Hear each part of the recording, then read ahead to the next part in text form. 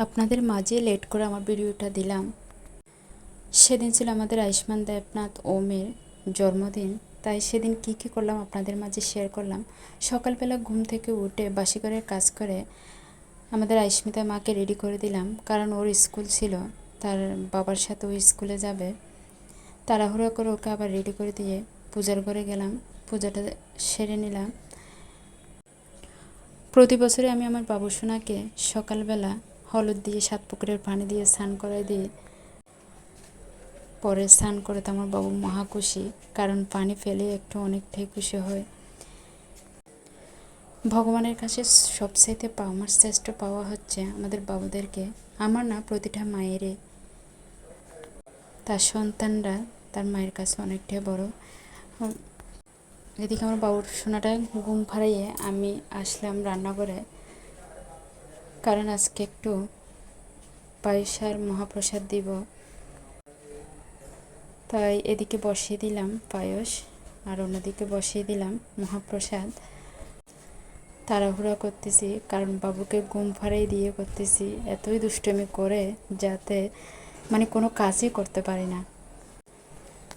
তাছাড়া আজকে বিশেষ দিনে ভগবানের কাছে এত সুন্দর একটা উপহার দিল, ভগবানের কাছে একটু প্রার্থনা কি না করে পাওয়া যায়।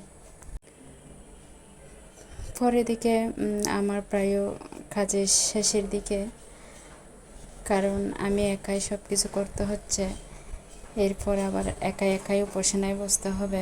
এদিকে আমার পায়েস রেডি আর হচ্ছে খিচুড়িও রেডি।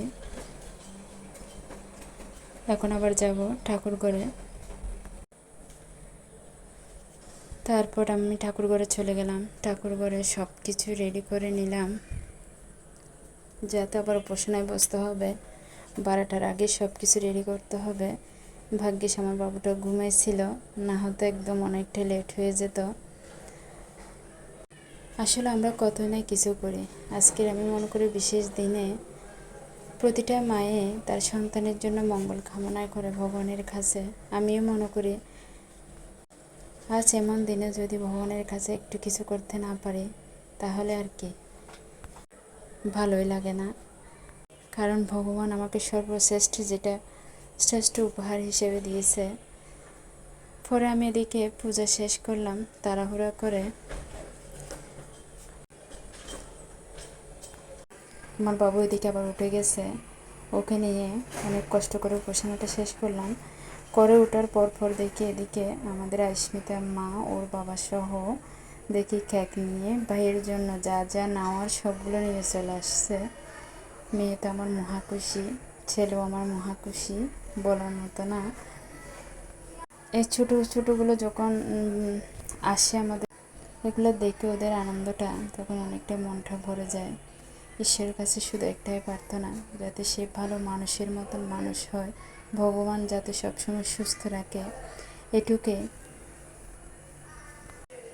আমার বাবু আবার সুন্দর করে এসে স্নান টান করে খুব সুন্দর করে ভগবানের কাছে কি ভক্তি দিল।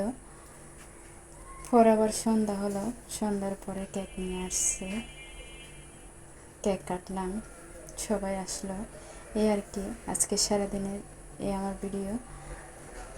সবাই ভালো থাকবেন, সুস্থ থাকবেন। পরবর্তী কোনো ভিডিওতে আবার দেখা হবে। সবাই আমার বাবুর জন্য আশীর্বাদ করবেন। আর যারা